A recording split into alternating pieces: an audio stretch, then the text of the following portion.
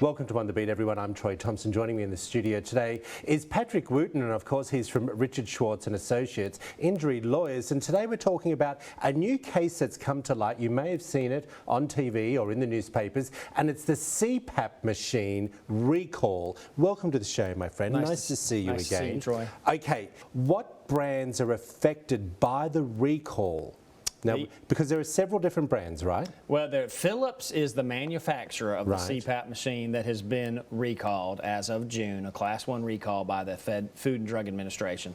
The Dream Station is the main model that they have, but there are a number of submodels from Philips. So it's if you have a Philips CPAP machine. Now, is that Philips branded actually on the machine? Yes. Or the subcategory brand? No, it will say Philips and then could say Dream Station or Philips XYZ. And we want everyone to understand that. That's really important. What seems to be the problem?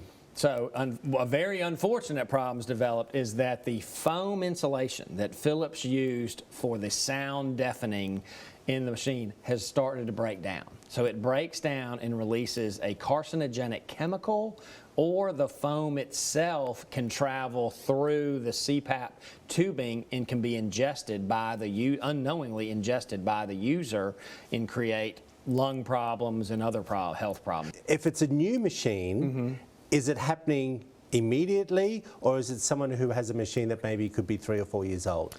It could be. You have to qualify for this. The studies have determined you will have used the machine for at least 6 months. Okay. What do I now need to do if I'm watching this? What do I do? 3 things. One is, if you're having any health problems, you need to talk to your doctor because your health is priority number 1. But sometimes it could go hidden. Correct. Until it's too late. So the other point, though, is to make sure your doctor is aware that you were using one of these Philips machines, so it can be reflected in your medical records.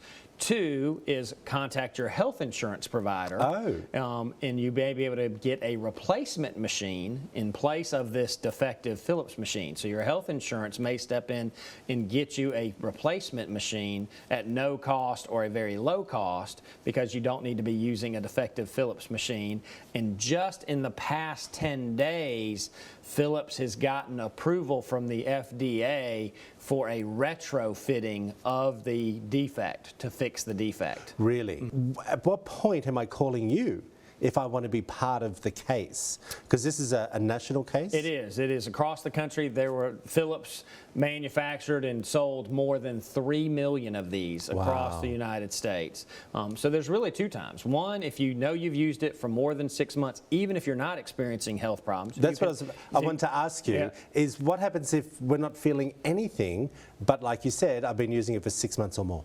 It's so new, this is going to be a marathon because it's going to be referred to as a mass tort case. So you want to go ahead and be part of it now because health problems could develop tomorrow. They could develop 6 months from now. And this case will go on for a number of years. Really? So you want to become part of it now.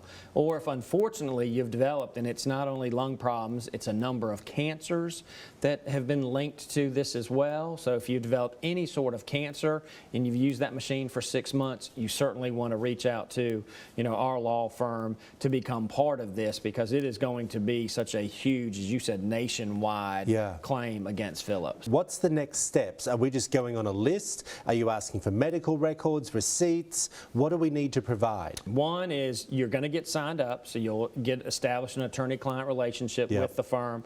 We're going to get the information from you as to when did you start using that machine, get the model number from you. You need to keep that machine in your possession. We're going to get from you who is your main treating physician, especially if you've developed respiratory problems or a cancer since you've used it, so we can secure those medical records.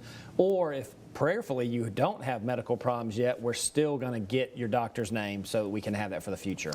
If you want to find out more information, there it all is up on the screen for you. Richard Schwartz and Associates, and of course we've been talking all about injury law and the CPAP machine. Back after this short break.